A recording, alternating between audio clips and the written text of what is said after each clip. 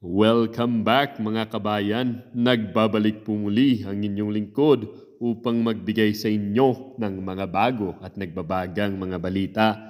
Hindi na nagkakaintindihan ng mga tao sa loob ng Malacanang Palace. Pamilya ni Pulburon King at Liza Ahas Maggs nagkakamalabuhan na.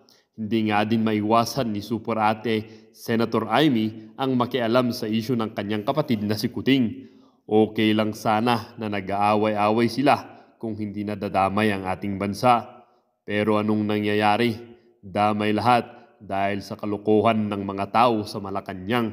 Kaya kinakailangan na ni Super Ate ang makialam upang hindi na lumala ang problema at hindi na tuluyang malugmok sa kahirapan ng pinakamamahal nating bansang Pilipinas. Ang daming problema ng bansa, tumadagdag pa ang mga inchik sa West Philippine Sea. Kaya siguro hindi makapagdesisyon ng maayos itong Kuting na ito ay dahil sa kakapulburon. Nakakaapekto talaga itong substansya na ito sa desisyon ng maayos. Para sa buong impormasyon, panoorin ang buong video at kung bago ka pa lamang sa aking channel, huwag kakalimutang mag-subscribe, pindutin ang notification bell at piliin ang all upang laging maging updated sa mga bago at nagbabagang mga balita.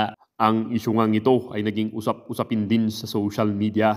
Merong isang netizen na nagsabi, "Tama nga naman, Senator Amy, kung maraming nagdadalamhati ng dahil sa isang tao, palagay ko, maski kapatid mo ito, hindi mo na dadalhin sa Panginoon. Biro mo, 3 tao laban sa buong bansa, ikaw na lang ang pag-asa ng buong bayan." At sabi din ng isang netizen, "Papunta naman sila, Pulboronic family sa Vietnam. Biyahe na naman walang sawa para siguraduhin na bigyan tayo ng 5 years na importasyon ng bigas para sa Pinas. Kawawang Filipino farmers, napapabayaan na, nasan ng pangako ng digital agriculture during campaign period. Presently, as of today, January 17, wala daw pondo ang Department of Agriculture para tulungan ang mga vegetable harvest ng mga farmers na nabubulok na at hindi maibabiyahe sa mga palengke. Nasa ng farm-to-market roads." Mismo sinisira niya, sinisiksik niya ng polboron ang kanyang pagkatao. Kaya naman, bangag na bangag. Alright? Bakit bangag na bangag? Let's go. Okay? So, sa hindi pa nakakaalam, mga palangga, nagalit ang China. Okay? Okay. Dali lang. Naggalit ang Foreign Ministry ng China dahil sa katangahan o kasyungaan ng presidential communications. Kasi mga palangga, nag-release ng greetings, okay, ng congratulatory message actually, itong si Kuting Jr. Okay, tignan natin to. Si Kuting Jr. natin, i-edit natin to ng bonggang-bongga pala. Okay, ready ko lang. Okay. Ito na. Nag-release si Kuting Jr. ng congratulatory message sa President-elect Lai Ching-te ng Taiwan. Alright, ito ang sabi niya. On behalf of the Filipino people, I congratulate President-elect Lai Ching-te on his election as Taiwan's next president. We look forward close collaboration, strengthening mutual interest, fostering peace, and ensuring prosperity of our peoples in the year's end. Ayan po yung greetings ni Kuting. Okay? Ayan. So ano nangyari dyan? Dinilit nila yan. At sino ang nagsulat ng congratulatory message na ito? Ang nagsulat po nito ay walang iba kundi ang grupo ni Emerald Bukangkang. At yan sila Patricia, sila kasi, sila Franz Imperial, sila Gerard Barria, sila Honey Rose, yung mga buwakan ng inang mga yan, sila ang admin ni Kuting sa Facebook page. Alam ko yan. So para lang makisabay, dahil nagbati na rin ang Amerika, okay, dito sa tayo President-elect, ay gumaya-gaya ang mga buwakan ng ina without consulting the DFA o, without consulting Kuting. So, ibig sabihin, malinaw pa sa sikat ng araw na si Kuting ay talagang bangag.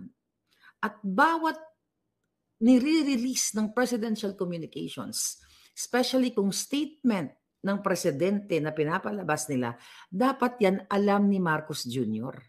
Pero ang nangyari, bangag nga dahil nagpupulburon. So naglabas ng article, January 17, ang Macau Times, Macau Daily.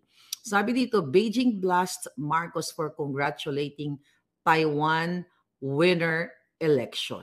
Ano nangyari dyan mga palangga? Ang sabi dito, China's foreign ministry summoned the Philippine ambassador yesterday and denounced President Ferdinand Marcos Jr. congratulatory message to the winners of Taiwan leader election Lai Ching-te. So ibig sabihin mga palangga, pinatawag, sinomon ang ating ambassador sa Pilipinas na kung sa China pala. Ang Philippine ambassador to China ay pinatawag ng ministry spokesperson na si Mao Ning. Okay, at sinasabi niya na ang ginawa ni Marcos Jr., ito ang exact word niya, seriously violated the political commitments made by the Philippines to China and rudely interfered in China's internal affair. So, ibig sabihin nito ay hindi talaga nagbabasa si Kuting, hindi niya alam kung ano yung kanilang, ang Philippine and China, what do you call it, agreement in terms of sa pakikialam ng internal affairs. 'Di ba? Yung commitment, rather not agreement, yung commitment. So parang ganoon na rin yung pag-uusap ng dalawang bansa, China and the Philippines, kung ano yung irerespeto yung mga internal affairs. Pero dahil sa kabubahan ni Emerald Ridaw at ni the rest of the group na puro bukangkang, hindi sila nagbida-bidahan sa Facebook page ni Kuting. Okay? Tuloy lang natin dito. So, sinasabi ng China na ito ay seryosong paglabag, okay, sa usapang pampolitika ng China at Pilipinas. Na sinasabi ng China claims Taiwan as its own territory to be recovered by force if necessary and angrily condemns statement that appeared to confer legitimacy on island's government. So, ang ibig sabihin ng China, mga palangga, dahil nga meron silang dispute sa Taiwan na kiniklaim ng China, dahil probinsya lang yan Taiwan, di ba, dati. So, na ito ay teritoryo nila, na kung kailangan gamitan ng puwersa, kung gamitan ng puwersa para mabawi nila yung kanilang territory, ay gagawin ng China. So dapat, ang sabi ng China, hindi dapat mangingialam si Kuting ang Pilipinas sa internal dispute nila or internal affairs. Ngayon, sabi ng ambassador, ng spokesperson ng China, we would like to sternly tell the Philippines, kasama tayong lahat dyan. The Philippines So mayroon tayong karapatan na magdadadakdak dito. Okay, sabi ni China, we would like to sternly tell the Philippines not to play with fire on Taiwan issue immediately. Sabi niya, stop making wrong words and deeds on Taiwan-related issues and stop sending any wrong signals to Taiwan independence and separatist forces. Anong ibig sabihin nun, palangga? Kinukundi na, okay, ng China ang pangingialam ni Kuting o nating lahat ng mga Pilipino ng Pilipinas at sabi niya, huwag daw maglaro ng apoy. Ano ba ibig sabihin ng maglaro ng apoy? 'Di ba? Sa atin na maglaro ng apoy is tsuktsakan 'yun, 'di ba? Sa atin. So ngayon, ang ibig sabihin ng China, paninindak 'yun na huwag niyong subukan. Okay? Huwag niyong subukang makikialam sa internal affairs namin kasi may kalalagyan kayo. Magkakaresulta ito sa mga bagay-bagay na hindi nyo ine-expect. Danger, kumbaga. Sa madaling sabi, huwag ka maglaro ng apoy dahil ito ay pwedeng magresulta sa maapoy. You know what I mean? Sa kaguluhan. Dahil sa pangingialam sa simpleng post ng presidential communications sa Facebook ni Kuting, dahil nga si Marcos Jr. ay bangag, hindi niya inalintana, wala siyang pakialam kung anong ginagawa ng mga tao niya sa baba. Kaya itong mga to, dahil nag-aaway sila sa payola, sa bribe, sa bayaran, di ba? In connection dito sa report natin, kaya hindi na alam ni Kuting na napapahamak niya na ang ating bayan. 'Di ba? Sabi ng China, "Huwag kayong maglaro ng apoy. Hindi kayo dapat makikialam. Itong issue namin ay pang-amin ito." 'Di ba? Huwag kayong magsalita ng mga ganyang mga mali-mali, tsu-tsu, kasi may kalalagyan. Parang yun na yung sinabi niya nga, "Don't play with fire." Ngayon, ah, according to the spokesperson, tuloy natin yung balita. She said Assistant Foreign Affairs Minister Nong Rong summoned the Philippines ambassador to China Tuesday morning and made solemn representation and urged the Philippines to give China a responsible explanation. Pinagpapaliwanag. So mamaya babasahin ko yung, ito na lang, dito pala yung paliwanag. Okay. Dito po yung paliwanag ng Philippine ambassador to China. Okay? Tingnan natin kung may kwenta yung kanyang paliwanag. Alright. Okay. Sabi niya, the Philippines and Taiwan share mutual interest which include the welfare of nearly 200,000 OFWs in Taiwan. The message of President Marcos congratulating the new president was his way of thanking them for hosting our OFWs and holding a successful democratic process. Nevertheless, the Philippines reaffirms its one China policy. So definitely palusot lang na kunyari yun, no, yung ating ng mga OFW diyan in connection with the OFW, 'di ba? Dahil yung parehong interest, worker natin diyan 200,000 na OFW, parang it's just sinasabi ng DFA dito ay parang pag-ano lang nila pagpapasalamat, 'di ba? Dahil may mga OFW tayo diyan, mga ganyan-ganyan. So anyway, si Kuting wala pang explanation. Bangag na naman siya, tulog na naman siya. Dapat siya ang magsasalita, hindi lang yung DFA. Kasi siya yung nag-post eh. Even though yung mga Jutang Ginimes ang nag-post, yung sila Bukangkang, Presidential Communications, sila diyan, ang ano niyan, ang liability kay Marcos Jr., kay Kuting, mga palangga. So kahit si Hoda, sino pa ang nag-post niyan, the fact na ang posting ay galing sa kanyang Facebook page, kasi nga abala sila sa pag-aaway dahil sa payola, sa bribe, kaya hindi nila alam kung ano-ano na yung mga pinagsusulat nila diyan, na hindi man lang nanghingi ng basbas. Baka hindi nga alam ni Marcos Jr. yan eh, kasi nga bangag. 'Di ba? Bangag eh. Sabi dito ng Chinese government, okay, spokesperson, Marcos Jr. congratulated Taiwan's leader election on Monday, saying in a statement shared on social media that was looking forward to close collaboration and strengthening mutual interest.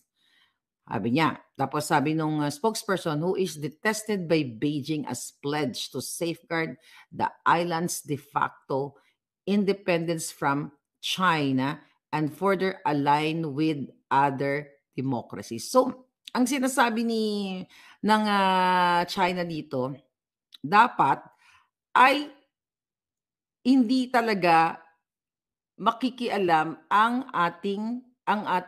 Pilipinas, 'di ba? Even do sa mga simpleng-simpleng bagay kasi they're very sensitive. Okay? So sinasabi dito dapat ang interes, okay? Ang interes ay ang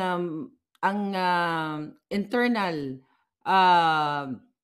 dispute ng China at ng Pilipinas ay hindi dapat, tama ba? Internal dispute ng China and Taiwan. Kaya naman galit na galit ang China ngayon. Okay? Na sinasabi nila dito na hindi dapat makikialam ang ating bansa.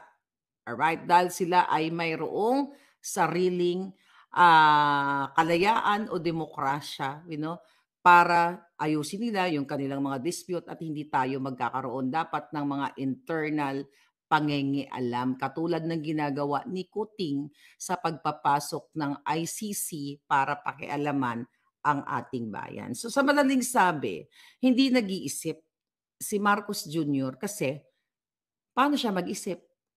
Polboronic nga eh. Paano niya mamomonitor yung pinopost ng mga bukangkang? Paano malalaman? Dahil nakita nyo, ito'y simpleng salita lamang ay pagpapahamak sa ating lahat. Buti naman sana kung kaya ng Pilipinas makipagwarla-warla. Ang Amerika, alam mo naman 'yan, 'di ba, bumati din. Oh, ano ang sinabi ng ano diyan, ng, balita? Alright, okay. After US Secretary of State Antony Blinken congratulated Lai on his victory, China's foreign minister said that Blinken's message sends a gravely wrong signal, pareho lang, to the Taiwan independent separatist forces. The minister claimed the congratulations went against a US commitment to maintain only unofficial ties. Pero hindi sinabihan ng China ang Amerika na don't play with fire. Huwag maglaro ng apoy sa amin. 'Di ba? Sa tayo lang. I mean, ang Pilipinas lang. Ano ibig sabihin nun? Bakit walang paninindak sa Amerika ng gano'ng words? Bakit sa Pilipinas lang?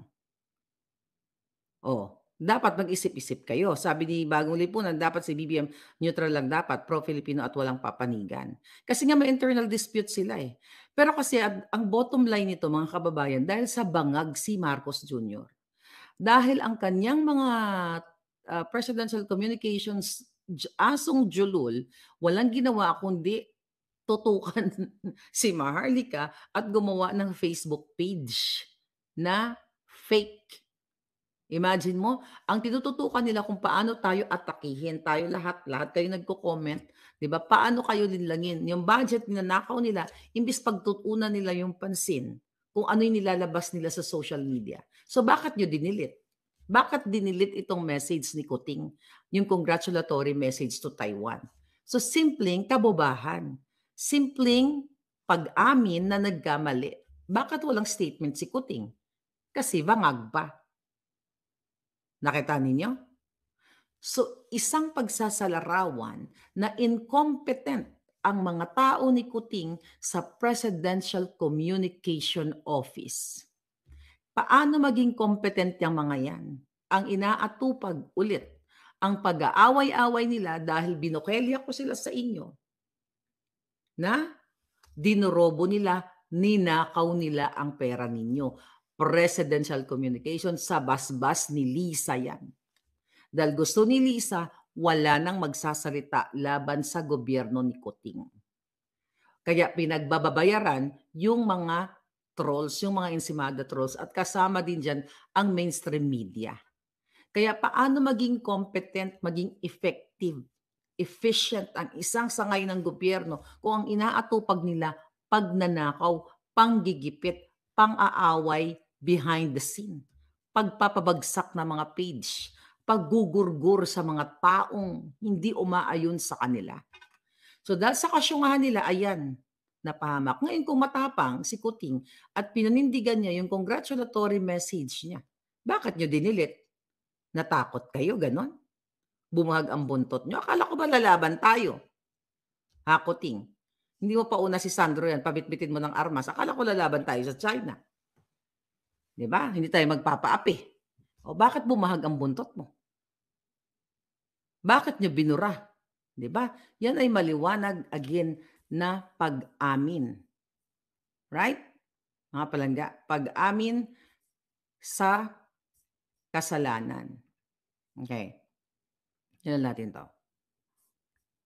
Mga walang hiya talaga, di ba? Yan natin mga hitag. Isa na yun. Maharlika, mahal kita. Si RC Reyes. Thank you, palangga. So, nako, unang lalayas ng pamilya ni BBM kapag girahin na tayo ng China. Alright. Don't play with fire. Ibig sabihin, wag traidor, PPBBM. Ha, ha, ha. Sabi ni Jory Severo, no, it's not more than that, palangga. Don't play with fire with us. Kasi may kalalagyan ka. Yan ang ibig sabihin niyan. Hindi literal na ano. You know? Ibig sabihin, magiging literal yun. Maraming fire. Kung patuloy na magmumukhang bangag, hindi patuloy. Tuloy-tuloy namang bangag si Kuting. Kung pababayaan nyo na si Kuting ay matapos niya, well, I don't think so. Do you think matatapos ni Kuting ang kanyang, ang kanyang, ang kanyang term? I don't think so, mga palangga. Hindi niya matatapos. Dahil, next, meron kayang bomba si Amy Marcos. Okay, meron ba siyang bomba?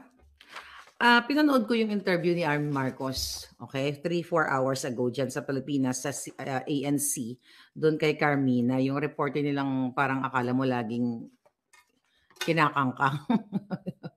I mean, napansin niyo ba yun? Wala naman akong against sa taong yun, pero later dito babasahin ko yung interview, yung report, yung anchor na yun, pag nagtatanong parang laging may nakapasok sa BBI, parang lagi may nakapasok sa Kipay Labong, 'di ba? Alam niyo 'yon? Anyway, yan yun na yun si Carmina. Okay. So, mga kababayan, okay.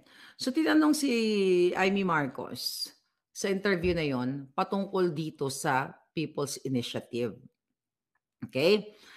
Na tinatanong ni Carmina doon na kung ano ba yung, yung tungkol sa People's Initiative, ano daw ba yung mga sinasabi ni Amy Marcos na meron siyang mga natanggap na text message na may mga bribe, may mga not bribe, may mga offer. Yun yung ginamit nila. Yung offer na bibigyan o binigyan ang mga kongresista ng 2 million pesos pabaon ng Christmas bago sila mag-break and 20 million through sa mga tupad, AIX, 'di ba? Ayuda at kung ano-ano pa, through ayuda.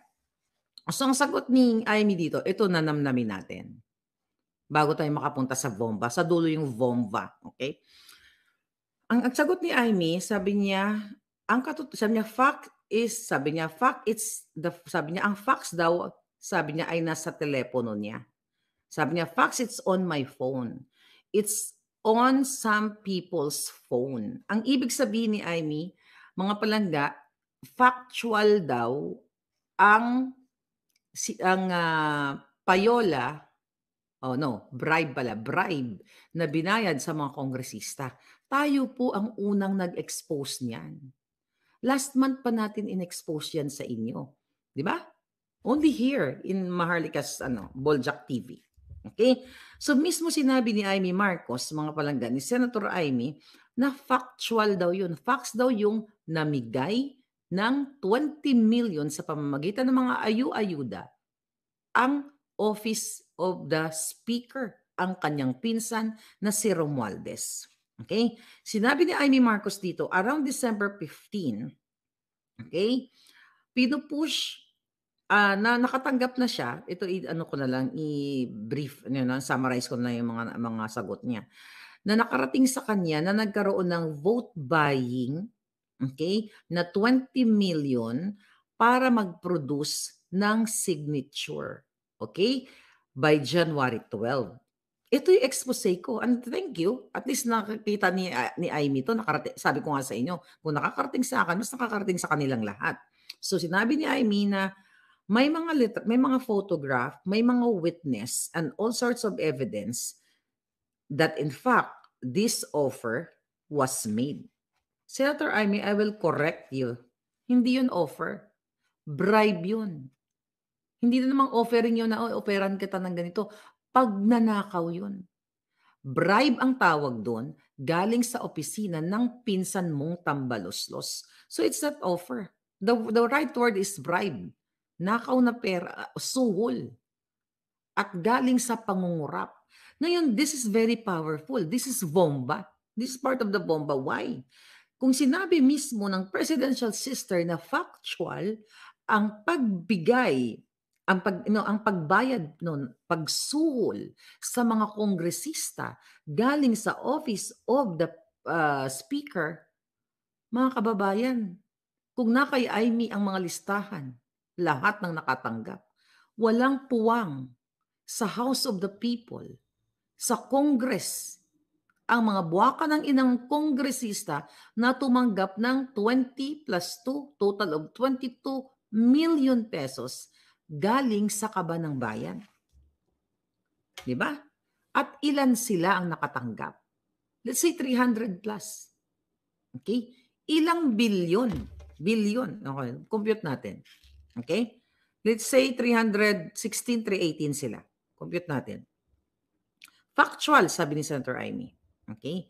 22 million, okay, times ilan sila? 318. Okay? So, 6 billion. Tama ba computation ko? Okay? 20 million. Diba? Tama ba itong calculator ko? Ayan. No, 22 pala, not 20. Teka, baguhin natin. Okay. 22 million each. Ito yung mga hayop na to. 22 million each. 318 na kongresista. Yes, billion, 6 billion. Okay? 6.9 billion pesos. Kung ito ay nabigyan na, I'm just saying, kung nabigyan ang 318 na mga kongresista. 6 billion ang bribe, ang suhol, ang corrupt money na ibinigay dito sa kung binigyan sila lahat ng total of 22 million na ninakaw nila sa pondo ng Pilipino para i-push ang People's Initiative. Coming po yan sa statement ni Amy Marcos na sinabi niya may mga ebidensya at mag-open siya ng investigation. At dapat kung sino ang mga nakalagay doon na mga pangalan, dapat wala na silang puwang sa Kongreso kasi ito ay pagnanakaw, corruption, betrayal of public trust, lahat ng kababuyan kasamaan at walang puwang. Lahat sila kung nakatanggap ng tig 22, even 2 million, even 1 million. Di ba? Dahil pagnanakaw yan sa kabanang bayan, coming po ito sa statement, sa interview ni Amy Marcos. Ito naman si Carmina na parang laging may nakasalugsog sa Kipaila Boom.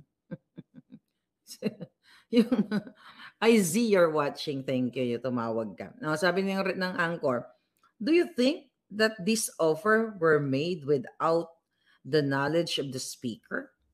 Carmina, you know what? Kapag reporter ka, dapat meron kang magaling na follow-up question. Okay?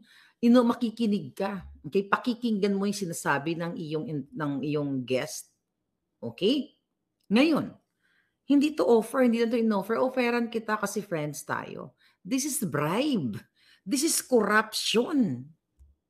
Diba? Pag sinabi mo kasing offer, parang walang nangyari, diba? Parang walang nanakaw. Pero pag sinabi mo, actually pareho kayo, Senator Amy and Carmina, don't play with the words. We're not stupid here, mga palangga. That's not offer, that is bribe. Pwede mo sabihin offer na bribe. Okay? Ang sagot ni Amy dito, it's unlikely. Okay? Ang tanong, di ba? Do you think that this were made without the knowledge of the speaker? It's unlikely. So, ibig sabihin, mga palangga, may knowledge si Speaker of the House because the numbers, sabi ni Amy, the numbers, yung telephone numbers na nag-utilize, na nag-text, okay, sa mga kongresista para i-push ang signature dun sa People's Initiative ay galing, sabi ni Amy, ever from the office of the Speaker. So kung coming from the VOMVA, from the statement of Amy Marcos, na nanggaling sa opisina ng kanyang pinsan na Speaker of the House, tambaluslos. Ay, sabi niya pa ito, ng tambaluslos na ang mga text messages galing sa mga abogado, sa mga staff.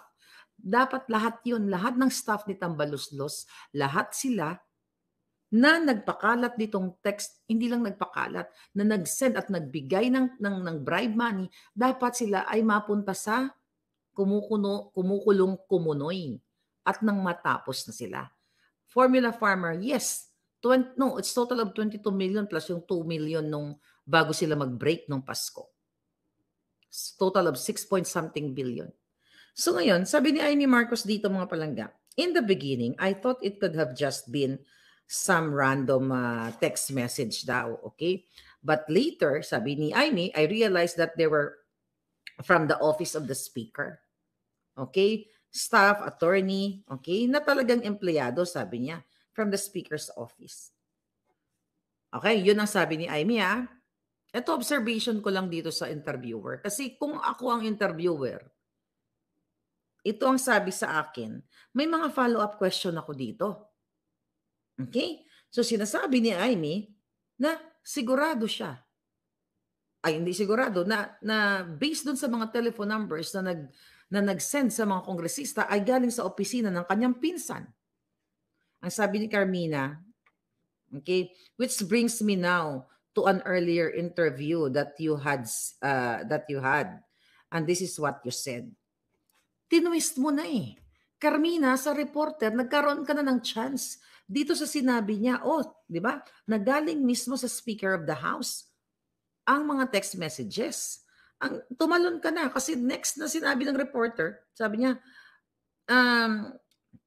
para namang, binalik niya yung sinabi ni Amy Marcos nung, I think that was couple of months ba? Or just recently. Na sabi niya, ito nga, sabi niya, that will brings me now to an earlier statement mo. Sabi niya, so ito yung statement daw ni Amy na parang para namang ano yung sabi niya? Napipili natin ang kamag-anak. Okay, para namang napipili natin ang kamag-anak. Sabi niya, okay naman si Martin dati. Hindi ko naman akalain na magkakaganito siya. Okay, akala ko noon ay susunod lang siya at hindi ko maintindihan kung saan nanggaling ito. So nakita mo yung juicy part, ay hindi, na mismo reporter, yung juicy part. I mean, yung kumbaga fire ng statement ng guest mo. Okay? Na si Amy, na sinabi niya mismo factual na nanggagaling sa opisina ni Martin Romualdez ng Speaker of the House ang mga text messages para bigyan o alokin ng tig 20 million pesos na pera galing sa kaban ng bayan para isuhol o i-bribe sa mga kongresista. You just ignore that. Yan ang pinaka-powerful na dapat pa yung mga follow-up. Dapat ma-shock ka ng bonggang-bongga. Diba? Kung ako nun, ang sasabihin ko kay Amy, so ano pang hinihintay natin, Senator Amy? Kung hawak mo ng ebidensya, idiretso mo na. Kasuhan nyo na, hindi natin. Kasi, baka matanggal si Carmina sa trabaho. Yan ang problema kapag nasa mainstream ka.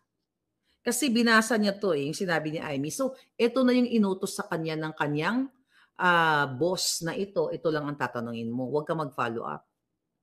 Bakit? Tinakot ba kayo ni Romualdez? Na huwag siyang idiin?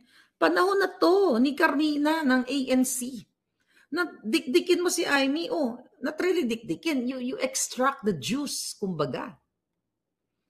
Na sinabi niya na mayroon sang factual evidence. Dapat nga, ang sasabihin ko pa kay Amy Marcoson kasi ay sa bagay, over the phone. Let's say for example, magka-harap kami. O patingin nga, Senator Amy, ng mga text messages. Kung yan talaga ay factual. May mga ganon. Pwedeng kahit over the phone, pwede ko siguro sabihin sa Senator Amy, pwede bang i-forward mo sa akin yan? Okay, nang malaman naman natin. Kasi sinasabi mo factual para sa ating mga manonood para naman makita namin kung totoong may mga text messages na nag-bribe si Martin Romualdez, yung kanyang opisina, yung kanyang mga staff ng tig 20 million each sa mga kongresista. Wala eh. Parang may nakasalampak sa kipay ni Carmina eh, kaya hindi makatanong. Which brings me now. Napanood niyo ba yan? Senator, which brings me now to an earlier interview that you just said. Man, yeah. Nakakaloka. Factual o factual? Alright. Tapos sabi nung, di ba, binanggit ni Amy na akala niya si Romualdez ay susunod lamang o itong susunod lamang susunod lamang. So nilinaw ni Carmina, susunod sa alin? Susunod sa alin? Okay? Sabi ni Amy, susunod sa kumpas ng presidente. Sinabi na nga ng presidente, si Kuting nga, yung kapatid niya, na wag munang tutukan niyang tsa-tsa. Okay? At marami pa tayong mga problema. Bakit naman hindi sinusunod ang sinasabi ng presidente, di ba? Napaka-divisive yan, di ba? Sabi ni presidente. Hindi pa rin sumunod. Sabi ni Amy, ngayon, sabi niya ni Amy, ayun, yung signature campaign na yan. Tapos ang mga public works pala, mga public works contractor naman, naging katuwang nila na magpapirma-pirma niyang mga People's Initiative na yan, sabi ni Amy. Sabi niya, so yun na yan, itigil na yan. Kasi divisive yan, makapaghati-hati daw sa ating mga Pilipino. You know what, Senator Amy? Ang divisive talaga. I hope you will speak up. Hindi na muna natin si Senator Amy didikdikin ngayon. Binibigyan natin siya ng taning ngayon. Di ba sabi ko, tinaningan na siya, natin ng December 31. Didikdik natin siya. Pero, baka meron siyang bit-bit na vom, vom, vom. Va, va, va. So, pigain pa natin. Senator Amy, baka naman. Kasi nagsalita na siya sa pinsan niya eh. And this is powerful na sinabi ni Amy Marcos. Medyo hangaan din natin si Amy dito kasi, pero babantayan natin siya. Na sinasabi niya factual na ang pinsan niya ay sinabi niya lang offer, pero hindi naman tanga yung taong bayan o mga abogado. It's not offer, it's bribe and corruption. Medyo palakpakan natin siya ng konti dito, pero babantayan natin siya. Okay? Kung talagang ito todo-todo niya na hanggang kay Kuting. Tignan natin, sabi ni Amy. Sabi ni Amy, kasi this is very problematic. Lahat naman tayo, may mga kamag-anak na minsan pasaway. Alam mo naman si Senator Amy, may mga ganyan-ganyan hanash. Pasaway, di ba? Pagtsatsagaan, sabi niya, pagtsatsagaan nyo na lang ako kasi hindi napipili yung kamag-anak. Straightforward, Senator Amy. I'm gonna be calm at this moment. Straightforward. Total, inano mo na, ibinuking mo na yung pinsan mo, isama mo na si Lisa at ang iyong kapatid. Okay? Itodo mo na to, madadamay ka dito. Sa paglubog ng kapatid mo, sabi mo nga walang kapatid. Di ba sabi ko sa'yo, papatayuan kita ng rebolto. O ng standee na lang. Baka mahal yung rebolto, baka mapasubo ako eh. Pag nagpasabog ka ng vom, vom, vom, va, va, va. Di ba? Hindi ko kayang rebolto, Senator Amy, di ba? Wala akong pera. Standee na lang, $100 lang kayang-kaya ko. Yeah. Patayuan kita. Yakap-yakapin ko rin. Yung standee mo, pag ginawa mo to, pag tinodo mo na. Katulad ng ginawa ko sa kapatid mo, nagpagawa kami ng standee, yakap-yakap namin, mukha kaming tanga, na binudol kami. Huwag mo kaming budulin, Senator Amy. Or else, jujunogin, well, hindi pala natin majujunog yung standee niya kasi kung hindi siya magsasalita. But I can feel, baka tuloy-tuloy na to. May bolang kristal din ako eh. I hope hindi magkamali ang bolang kristal. At maraming hindi na nagtitiwala sa'yo, Senator Amy, katulad ni Roy ng Bagong Lipunan, walang tiwala. Ang dami kong ka-message, sabi ko, naku, tignan si Amy, baka itodo niya na kasi inano niya, binoljak lang si Tambaloslos. Baka itodo niya na nga. Sabi mo nga, Senator Amy, hindi napipili ang kamag-anak. So kung si Kuting ay binudol kami, which is part ka na nga eh, you'd redeem yourself.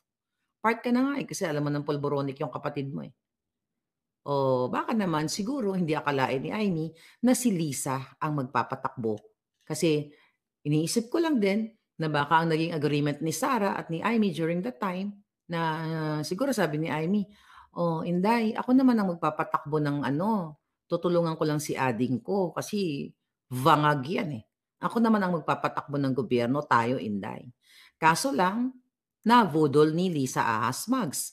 So ngayon, Amy, senador, nakikita mo naman na ang sister-in-law mong botod, mudlo, ay inuubos na pera ng bayan. For sure, makakarating to sa'yo. Senator Amy, ang tagal kong nagmumura dito sa Facebook. Kinalaban ko ang Dilawan, pati ang mga kaletsyan during the Duterte's administration. Wala akong inurungan. Nagdadadakdak ako dito. Hindi natanggal ang Facebook page ko, 2 pa. Itong jutang gini ng sister-in-law mo, ginagamit ang pera sa presidential communications para may ebidensya ako, Senator Amy. Gusto mo imbestigahan? Yeah, ibigay ko sa'yo kung naririnig mo. You promise me. Kasi ang ombudsman, wala tayong tiwala eh. Ang Commission on Audit, gusto mo, sumikat ka pa ng bonggang-bongga at mahalin ka ng bayan. Ibibigay ko sa iyo ang ebidensya, kayo ang may kapangyarihan dyan sa Pilipinas kung paano nakipagsabuatan si Emerald Ridao, si Martin, ang presidential communication sa mga dugyot na trolls, insimada trolls na na-meet mo rin, Senator Amy. Hawak kong ebidensya, I challenge you. Kontakin mo ako. Dahil matibay na ebidensya ang hawak ko na ninakaw ang pondo ng Presidential Communications at ibinabayad sa kay Kalbo, kay Rocky, at sa kanyang mga aliporis na mga dugyot. Pinapasweldo, Senator Amy, kaya yung kapatid mo, tingnan mo, yung nangyari sa posting niya, congratulatory message sa China. Ibibigay ko sa'yo. I-push nyo lang na not only investigate, tuluyang ipakulong si Ridaw at lahat ng mga aliporis na si Martin, si Rocky Calvo at ang mga dugyot na tumanggap ng pera namin, pera ng taxpayers. Di ba? Kung yung mga nakarating sa'yo, Senator Amy, that's bomba, that's powerful, na ebidensya galing sa mga staff ni Speaker Martin Romualdez na pinsan mo. At wala na sanang sandali, wala nang minuto na dapat na magstay sila dyan. Coming from your statement, dapat ang mga military, ang mga men in uniform, ang mga matitinong taong gobyerno, dapat hilain sila isa-isa. Based on your interview na factual ang hawak mo. For sure, yan din ang hawak ko na mga tinext sa akin ng dalawang kakilala kong kongresista. Di ba? Okay. Sabi ni Amy, ano pa sinasabi niya? Ayun, may tampo daw sa kanila may tampo daw si Tambaloslos sa kanya. Okay? Kasi daw bakit daw siya kumakampi sa mga Duterte, 'di ba? So kaya mayroon silang magkapatid ay magpinsan. So ang sinasabi ni Amy dito, hindi naman daw nang-aaway yung mga Duterte, binabakbakan nila si Sara, ganito, ganyan, dapat daw nag-unity, chuchu, blah, blah, blah. Senator Amy, there's no such thing as unity in the first place. There's no more unity. So let's stop that BS. Walang unity. Kasi kayo nga ni Lisa, di ba? Wala kayong unity sa pamilya ninyo. Ginababoy ka nga, di ba, ni Lisa. So stop that word unity. Tigil na yan, Senator Amy. Ang tanong sa kanya, sinabi pa ni Amy, katulad niyan, pinapasok yung ICC, di ba? I-impeach pa si Sara, ganyan. So hindi naman sila inaano ni Duterte ng mga Duterte, ganyan, ng away. Dapat, ayusin natin, unity. BS yan, Senator Amy. Okay? So tanong ni Carmina na parang hinahalay. Alam mo, kaya panood ko lang yan. So like, para siyang laging may laging may kachuba-chuchu pag nagtatanong. Pero mga tao talaga ganun. Pasensya na. This is me. I cannot change myself, okay? Kung hindi kaya ni Carmina baguhin yung the way of magsalita siya, dahil natural na yan, hindi ko rin naman kayang baguhin the way I give opinion and bold job. Okay, sabi ni Carmina, where does your loyalty end to the family? Sabi niya, where does your loyalty end to the family? Okay? Tapos sabi niya, and where's the loyalty to the Dutertes begin? Sabi ni Amy, I don't think the Duterte puts me in any position where I am conflicted. Okay, sabi ni Amy, what is very clear to me is that for family duty, I am always, okay, sabi, I am always and always, ano sabi niya? I'm always, sabi niya, as ate daw can be counted for any help and support. Okay, so sa madaling salita, bilang isang ate o bilang isang Amy, 'di ba? Andiyan lagi yung kanyang support. Ngayon, however, sabi niya, the fact of the matter, sabi niya, I was voted into the Senate, into public office by the Filipino people. I was not voted as a relative. Okay? Sabi niya, for primary responsibility, sabi niya, so responsibility ko ay talaga sa mga bumoto sa akin, sa mamamayang Pilipino. Laging mauuna ang bansa, hindi ang kamag-anak. Actually, maganda yung sinabi mo, Senator Amy. So ito ba'y bom, bom, bom, ba, ba, ba? So, kung binokelya mo na at nilalabanan mo na si Romualdez at sinasabi mong ikaw ay nasa katotohanan dahil factual ang evidence mo, isusunod mo na ba ang pulvoronic issue ni Kuting? Kung ang loyalty mo ay para sa amin, para sa mga Pilipino, ano pang hinihintay mo? Itodo mo na. I-explode mo na ang mga bonggang-bonggang, boom, boom, boom, ba, ba, ba, para sa Pilipino. Kasi ang sabi mo, ang loyalty mo nasa Pilipino eh. Mauuna ang Pilipino. At nakikita ninyo ang tensyon. Okay? Nakikita ninyo ang tensyon dito sa Pilipinas. Ang pangbabastos ng kapatid mo at ang pagdidemoralize niya sa mga men in uniform, hindi naman open yan, hindi naman yan, for sure alam mo yan. Masyado nang nabababoy ang Pilipino. 'Di ba? Sabi mo nga sa may mga sa pamilya meron talagang naiiba, which is true. Ang kapatid mo naiiba kasi nga bangag, under desaya. Papayag ka ba ang kapatid mo sinasapak na lang ni Lisa? Presidente ang kapatid mo, sinasapak niya. Bakit hindi mo torjakin si Lisa at ipakulong mo, i-drug mo? Dahil ngayon may nanalo na namang loto, 600 million ba?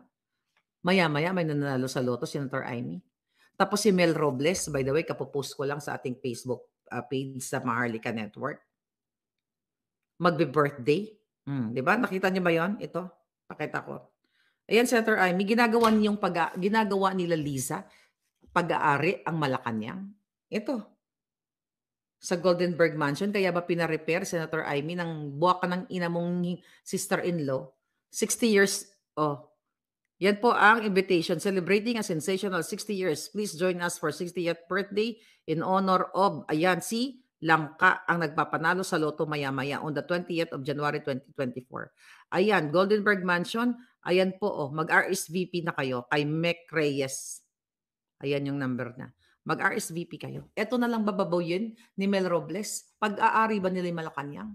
Kung ganyan, na kung sino na lang na mga appointee ni Kuting, mga magnanakaw, i-open nyo ang Malacanang, hindi lang sa mga kabinete, sa mga demonyo. I-open nyo sa buong bayan dahil hindi inyo ang Malacanang. At imagine nyo mga kababayan, pera ninyo ang gagastusin. Yung ibabayad sa mga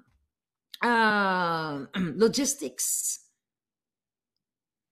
yung mga PSD, gwardiya, lahat, yung mga staff sa Malacanang, pera yan ng Pilipino. Senator Amy, kung hindi mo ito wawakasan, ang ginagawa ng Jutang Janina, okay? Bago to, mainit-init. Tinatago nila to, pero dahil may puting ahas ako, Senator Amy, ayan, yang general manager ng sweepstakes, magbe-birthday dyan, 60 years old lang pala siya, akala ko 100 na. Mukhang bulok na bulok ang pagmumukha sa kapag nanakaw. Pera yan ng Pilipino. Yung mga logistics, yung mga taong magtatrabaho, pagsisilbihan kayo, bayad namin. Hindi nyo pera yan. Kaya yung mga Senator Amy, kung totoo ka sa iyong sinasabi na higit sa lahat, ang interes ng mga Pilipino, ano pa hinihintay mo? Hilain mo ang hipag mong bruha. Yung hipag mong luwa ang mata. 10 ng kanyang pamilya yata luwa eh. Yung butod na yan, di ba, Senator Amy, sabi mo dati, ito galing na to sa puting ahas, na gusto mong bigyan ng pang-shopping si Lisa papuntang New York, bigyan mo ng pera para hindi naman gulo sa inyo dyan. Nalala mo yon? Totoo yun. Yung puting ahas ko, magaling yun. Ngayon, mga palangga. So, may mga sinasabi ni dito ni Senator Amy, may mga pa ba? So sabi ni Carmina, ano yung view mo sa mga pangyayari ngayon, 'di ba, sa kapatid mo? Sabi niya ni Amy, I am distraught the tension within the unit team now. Sabi niya, I hope we are still able to patch things together. Sabi niya, I will continue my role as the self-appointed super ate ng Pangulo. Sa napanood niyong video mga kabayan, ano naman po ang inyong mga opinion? Ang ating comment section ay bukas para sa inyong mga komento at reaksyon. Huwag kakalimutan, do not let your thoughts left unspoken. As citizen of this country, your opinions matter. Huwag pong mahihiyang magbigay ng inyong mga saloobin, mga kabayan. At syempre, huwag nyo din pong kakalimutan i-share ang video ito upang inyong mga kaibigan at kapamilya ay maging aware din sa kung anong nangyayari sa ating bansa. Huwag din kakalimutang mag-iwan ng like. Hanggang sa muli!